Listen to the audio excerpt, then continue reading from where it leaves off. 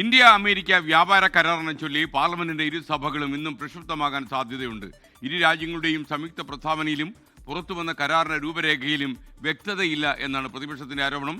ബൽറാം നെടുങ്ങാടി ഡൽഹിയിൽ നിന്ന് വിശദാംശങ്ങളുമായി ചേർന്നു. ബൽറാം, ഗുഡ് മോർണിംഗ്, പറയൂ.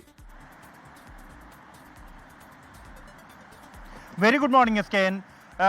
കഴിഞ്ഞ ആഴ്ച മുഴുവനായും തന്നെ പാർലമെന്റിന്റെ ഇരുസഭകളും പ്രത്യേകിച്ച് ലോക്സഭ പ്രതിപക്ഷ പ്രതിഷേധത്തെ തുടർന്ന് തടസ്സപ്പെട്ടിരുന്നു. അതിൽ പ്രധാന വിഷയമായി ഉയർന്നു വന്ന ഒന്ന് ഇന്ത്യ US വ്യാപാര കരാറാണ്. എന്നാൽ കഴിഞ്ഞ ആഴ്ചത്തെ സമ്മേളനം പൂർത്തിയായതിന് തൊട്ടു പിന്നാലെയാണ് ഈ കരാറിൻ്റെ ചട്ടക്കൂട് സംബന്ധിച്ചുള്ള സംയുക്ത പ്രസ്താവന പുറത്തു വന്നത്.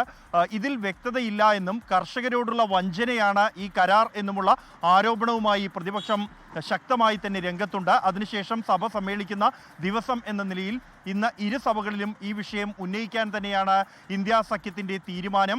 എന്നാൽ ഇതിനെ ശക്തമായി പ്രതിരോധിക്കാനുള്ള തീരുമാനവുമായി ഭരണപക്ഷവും രംഗത്തുണ്ട്. അതുകൊണ്ട് തന്നെ ഇരുസഭകളും ഇന്നും പ്രക്ഷുബ്ധമാകാൻ തന്നെയാണ് സാധ്യത. ഒപ്പം തന്നെ രാഹുൽ ഗാന്ധിക്ക് ലോക്സഭയിൽ സംസാരിക്കാൻ അവസരം നൽകാത്തതും അടക്കമുള്ള വിഷയങ്ങൾ പ്രതിപക്ഷം ഇന്നും ഇരുസഭകളിലും ഉന്നയിക്കും. സഭ സമ്മേളിക്കുന്നതിന് മുമ്പായി സഭയ്ക്ക് പുറത്ത് പ്രതിഷേധം സംഘടിപ്പിക്കാനും പ്രതിപക്ഷത്തിന് തീരുമാനമുണ്ട്. ഇന്ന് അതേസമയം ഇരുസഭകളിലും ബജറ്റ് സംബന്ധിച്ചുള്ള പൊതുചർച്ചയാണ് ലിസ്റ്റ് ചെയ്തിരിക്കുന്നത്. Thank you Balram Nedungadi.